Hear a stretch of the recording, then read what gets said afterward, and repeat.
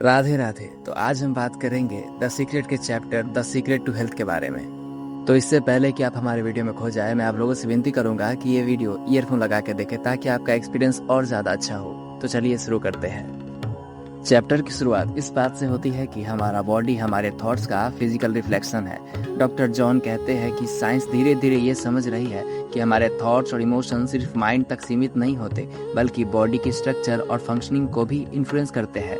Doctor John डेमार्टिनी placebo effect का example देते हैं। प्लेसबो एक ऐसी मेडिसिन होती है जिसमें एक्चुअल ट्रीटमेंट नहीं होता, लेकिन अगर पेशेंट पूरी तरह बिलीव कर ले कि ये मेडिसिन उसे ठीक कर देगा, तो कई बार उसकी बॉडी वैसे रिस्पॉन्स देने लगती है जैसे असली मेडिसिन से होता है। डॉक्टर्स ने देखा है कि कई केसेस में पेशेंट का बिलीफ ही हीलिंग का सबसे बड़ा फैक्टर बन जाता है, कभी कभी मेडिसिन से भी ज्यादा पावरफुल। इस चैप्टर का मतलब ये नहीं है कि मेडिसिन बेकार है, बल्कि ऑथर कहना चाहता है कि माइंड और बॉडी एक साथ काम करते हैं, और जब स्ट्रॉन्ग बिलीफ भी मेडिसिन के साथ जुड़ता है तो हीलिंग और ज्यादा पावरफुल हो सकती है। मतलब सिर्फ बॉडी इंपॉर्टेंट नहीं है, माइंड भी हीलिंग का एक बड़ा हिस्सा है। अगर इंसान अपनी रिकवरी पर सच्चा बिलीफ रखे और पॉजिटिव एक्सपेक्टेशन बनाए तो उसका बॉडी उस डायरेक्शन में रिस्पॉन्ड कर सकता है। बुक बताती है कि जैसे जैसे तुम द सीक्रेट को समझने लगोगे, तुम देखोगे कि प्लेसबो इफेक्ट सिर्फ मेडिकल साइंस का टॉपिक नहीं, बल्कि बिलीफ की पावर का प्रूफ है। जब पेशेंट दिल से मान लेता है कि टैबलेट उसे ठीक करेगी, तो उसका बॉडी उस बिलीफ के हिसाब से रिस्पॉन्ड करना शुरू कर देता है। यानी कई बार इंसान को वही रिजल्ट मिलता है जिस पर उसका सबसे मजबूत विश्वास होता है। डॉक्टर जॉन डेमार्टिनी कहते हैं कि अगर किसी को इलनेस है तो सिर्फ मेडिसिन पर ही डिपेंड रहना जरूरी नहीं है, माइंड को भी समझाना चाहिए, क्योंकि कई बार हमारे अंदर चल रहे थॉट्स और इमोशन भी बॉडी को अफेक्ट करते हैं। लेकिन अगर इमरजेंसी या सीरियस कंडीशन हो तो मेडिसिन की अपनी जगह है। ऑथर मेडिसिन के खिलाफ नहीं है, बल्कि माइंड और मेडिसिन को साथ में काम करने की बात करता है। अगर पेन हो तो मेडिसिन पेन कम कर सकती है, जिससे इंसान डिजीज की बजाय हेल्थ पर फोकस कर सके, और इंसान अपने अंदर परफेक्ट हेल्थ की इमेज बना सकता है, चाहे बाहर की सिचुएशन कुछ भी हो। लिजा निकोलस कहती है कि यूनिवर्स एविडेंस से भरा हुआ है। जब तुम अपने आप को यूनिवर्स की एविडेंस के लिए ओपन करते हो, तब तुम हेल्दी, जॉय और अच्छी फीलिंग को एक्सपीरियंस करते हो। लेकिन अगर तुम निगेटिव थॉट में फंसे रहते हो तो तुम्हारा ध्यान पेन, डिस्कम्फर्ट और प्रॉब्लम पर ही टिक जाता है। डॉक्टर बेन जॉनसन कहते हैं कि हजारों डिजीज अलग अलग नाम से जरूर जाने जाते हैं, लेकिन उनका बेसिक मैकेनिज्म बॉडी का वीक पॉइंट से जुड़ा रहता है। स्ट्रेस और नेगेटिव थिंकिंग बॉडी पर प्रेशर डालते हैं। अक्सर एक छोटा सा नेगेटिव थॉट इग्नोर कर दिया जाता है, फिर उससे और नेगेटिव थॉट जुड़ते जाते हैं और धीरे धीरे स्ट्रेस बढ़ता जाता है। डॉक्टर जॉन डेमार्टिनी कहते हैं कि बॉडी के सिम्टम्स हमें फीडबैक देते हैं। ये बताते हैं कि कहीं ना कहीं हमारी थिंकिंग या लाइफ में इम्बैलेंस हो सकता है। इसीलिए सिम्टम्स को सिर्फ दुश्मन न समझो, बल्कि उन्हें एक सिग्नल की तरह देखो जो बताता है कि किस डायरेक्शन में बदलाव की जरूरत है। यहाँ बुक का मैसेज ये है कि बिलीफ, थॉट और इमोशन बॉडी को अफेक्ट कर सकते हैं। मेडिसिन की अपनी इम्पोर्टेंस है, लेकिन उसके साथ पॉजिटिव थिंकिंग और हेल्थ पर फोकस रखना भी जरूरी है। बॉडी के सिम्टम को सिर्फ प्रॉब्लम नहीं, बल्कि एक फीडबैक की तरह देखना चाहिए। अब डॉक्टर जॉन डेमार्टिनी एक बहुत गहरी बात कहते हैं। वो बोलते हैं कि जब इंसान के अंदर लव और ग्रेटिट्यूड की फीलिंग होती है, तब बॉडी नेचुरली एक हेल्दी स्टेट की तरफ बढ़ने लगती है। लेकिन जब इंसान गुस्सा, डर, नफरत या टेंशन में रहता है तो उसका असर सिर्फ माइंड पर ही नहीं, बॉडी पर भी पड़ता है। बुक कहती है कि हमारा बॉडी हर पल हमें सिग्नल देता रहता है। अगर बॉडी में कहीं पेन या प्रॉब्लम हो रही है तो उसका मतलब ये नहीं है कि बॉडी हमारी दुश्मन है। बॉडी सिर्फ हमें बताने की कोशिश कर रही होती है कि कहीं कुछ बैलेंस बिगड़ चुका है। ऑथर कहते हैं कि बॉडी को क्रिटिसाइज करने के बजाय उसका रिस्पेक्ट करो, उसके साथ मिलकर काम करो, क्योंकि बॉडी हर सेकंड तुम्हारे लिए काम कर रही है। मतलब बॉडी हमेशा तुम्हारे अगेंस्ट नहीं होती। अगर कोई सिम्टम आ रहा है तो उसे सिर्फ पनिशमेंट मत समझो। बुक के हिसाब से बॉडी फीडबैक दे रही होती है, इसीलिए बॉडी के साथ ग्रेटिट्यूड और रिस्पेक्ट का रिश्ता रखना चाहिए। ऑथर कहते हैं कि बहुत लोग अपनी इलनेस के बारे में इतनी ज्यादा बात करते हैं कि उनकी पूरी लाइफ उसी के आसपास घूमते लगती है। हर मिलने वाले से वही डिस्कशन, हर दिन वही सोच, हर वक्त वही कंसर्न। वो कहती है कि जितना ज्यादा तुम डिजीज पर अटेंशन दोगे, उतना ही तुम्हारा फोकस उस पर बनता चले जाएगा। ऑथर सलाह देते हैं कि जरूरत के हिसाब से डॉक्टर से बात करो, ट्रीटमेंट फॉलो करो, लेकिन अपनी हर कन्वर्सेशन के सेंटर डिजीज को मत बनाओ। हेल्थ के बारे में सोचा और उसकी फीलिंग को डेवलप करना भी उतना ही इम्पोर्टेंट है। बुक का मतलब ये नहीं है कि इलनेस को छुपा लो, मतलब सिर्फ इतना है कि डिजीज को अपनी पूरी आइडेंटिटी मत बना लो। ट्रीटमेंट लो, लेकिन अपनी सोच में हेल्थ के लिए भी जगह रखो। अगर तुम हेल्थ चाहते हो तो हेल्थ की इमेज अपने माइंड में बनाओ। सिर्फ ये मत सोचो मुझे ये डिजीज ना होती। उसकी जगह अपने आप को हेल्दी, एनर्जेटिक और खुश इमेजिन करो। बुक कहती है कि थॉट्स और फीलिंग एक साथ काम करते हैं। अगर तुम हेल्थ के बारे में सोचते हो लेकिन अंदर से फियर है तो दोनों अपोजिट डायरेक्शन में चल रहे होते। इसीलिए ऑथर कहते हैं कि धीरे धीरे अपनी फीलिंग को भी हेल्थ की तरफ ले जाओ। यानी सिर्फ पॉजिटिव वर्ड बोलना काफी नहीं है, धीरे धीरे अपनी फीलिंग और बिलीफ को भी उसी डायरेक्शन में लाने की प्रैक्टिस करो। पॉजिटिव माइंडसेट रिकवरी को सपोर्ट कर सकता है, लेकिन जरूरत पड़ने पर डॉक्टर की एडवाइस और ट्रीटमेंट लेना हमेशा जरूरी है। अब बुक एक आदमी की एग्जाम्पल देती है जिसका नाम है नॉर्मन कॉजिन्स। नॉर्मन कॉजिन्स एक बहुत सीरियस इलनेस सफर कर रहा था। डॉक्टर ने उन्हें बताया कि उनकी कंडीशन बहुत क्रिटिकल है और रिकवर होने की पॉसिबिलिटी बहुत कम है। लेकिन नॉर्मन ने सिर्फ डिजीज के बारे में सोचना एक्सेप्ट नहीं किया। डिसाइड किया कि अगर निगेटिव इमोशन बॉडी को अफेक्ट कर सकते हैं तो पॉजिटिव इमोशन भी जरूर कुछ अच्छा असर कर सकते हैं। इसीलिए उन्होंने अपनी लाइफ में हंसी को जगह दी। वो रोज कॉमेडी मूवी देखा करते थे, फनी शोज देखते थे और जानबूझकर ऐसी चीजें करते थे जिनसे उन्हें दिल से हंसी आए। बुक कहती है कि जब वो हंसते थे तो कुछ देर के लिए उनका पेन भी कम हो जाता था और उसे अंदर से अच्छा फील होता था। धीरे धीरे डॉक्टर्स ने भी उनकी हेल्थ का इम्प्रूवमेंट नोटिस करना शुरू कर दिया। यहाँ ऑथर ये बताने चाहते हैं कि इमोशन का बॉडी पर असर पड़ सकता है, इसीलिए जितना हो सके अपनी लाइफ में खुशी, होप और पॉजिटिविटी को जगह दो।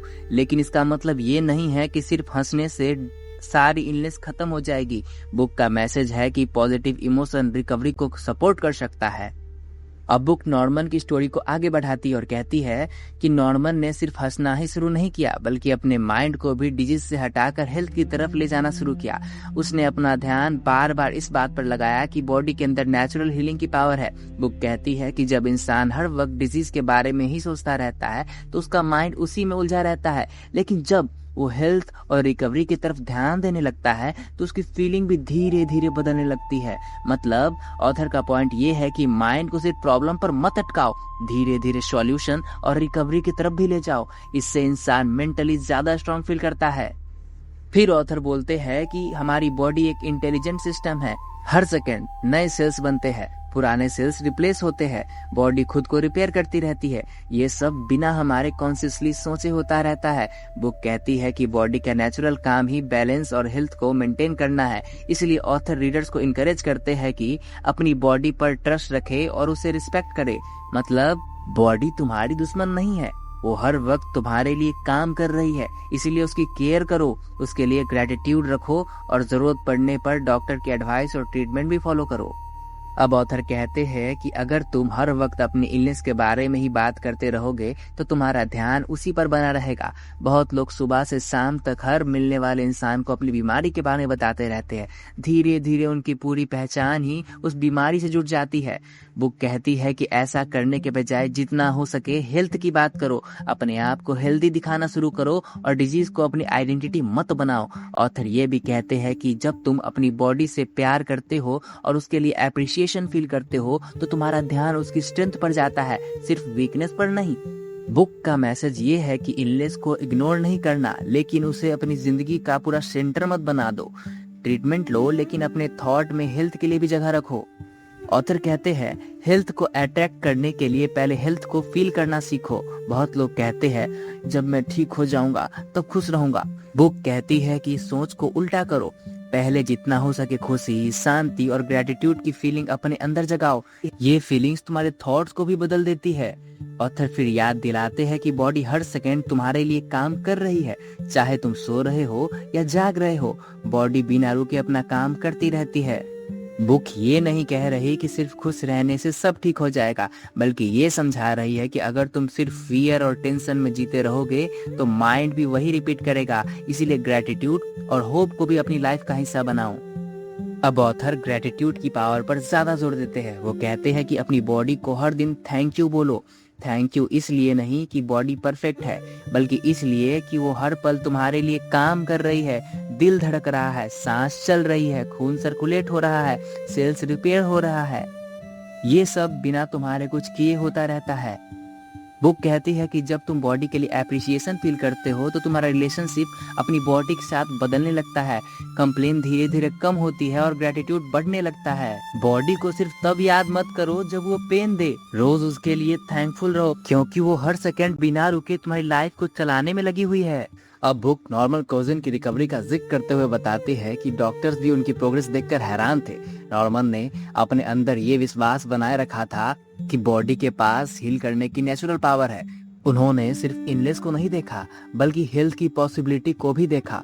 बुक कहती है कि जब इंसान खुशी, उम्मीद और पॉजिटिव फीलिंग में रहता है तो उसका पूरा नजरिया बदलने लगता है। इसी वजह से नॉर्मन ने अपनी रिकवरी के दौरान लाफ्टर को अपनी डेली लाइफ का हिस्सा बनाया।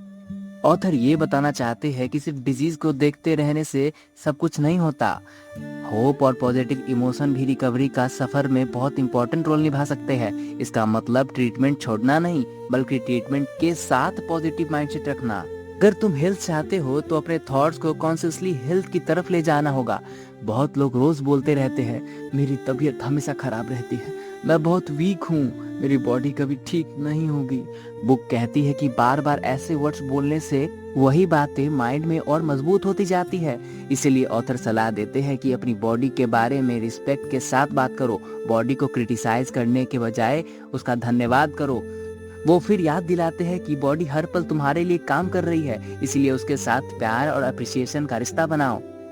बुक का पॉइंट ये है कि अपनी बॉडी से दुश्मनी मत रखो। अगर प्रॉब्लम है तो उसका ट्रीटमेंट लो, लेकिन अगर हर वक्त तुम अपनी बॉडी की बुराई करोगे तो और वैसा ही होगा। इसीलिए अपनी बॉडी की बुराई मत करो। रिस्पेक्ट और ग्रेटिट्यूड से तुम्हारा नजरिया बदलने लगता है। तो आज हमने इस पूरे चैप्टर से सीखा कि प्लेसबो इफेक्ट ये दिखाता है कि बिलीफ बॉडी को इन्फ्लुएंस कर सकता है। हर सिचुएशन में जितना हो सके उतना परफेक्ट हेल्थ पर फोकस रखो।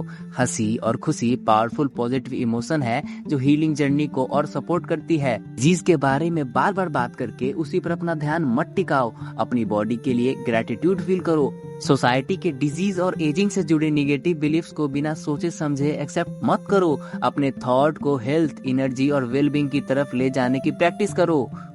ये पूरा चैप्टर एक ही बात बार बार समझाता है, जहाँ ध्यान जाएगा वहीं एक्सपीरियंस ज्यादा स्ट्रांग होगा। इसलिए हेल्थ, ग्रेटिट्यूड और होप को अपनी लाइफ का हिस्सा बनाओ। साथ ही अगर हेल्थ प्रॉब्लम हो तो डॉक्टर की एडवाइस और ट्रीटमेंट को हमेशा फॉलो करो। पॉजिटिव थिंकिंग ट्रीटमेंट का रिप्लेसमेंट नहीं बल्कि एक सपोर्ट हो सकती है। तो आज के वीडियो में बस इतना ही। अभी तक बने रहने के लिए आप लोगों को बहुत बहुत धन्यवाद और दिल से ढेर सारा प्यार। तो अब मिलेंगे नेक्स्ट पार्ट में, तब तक के लिए राधे राधे।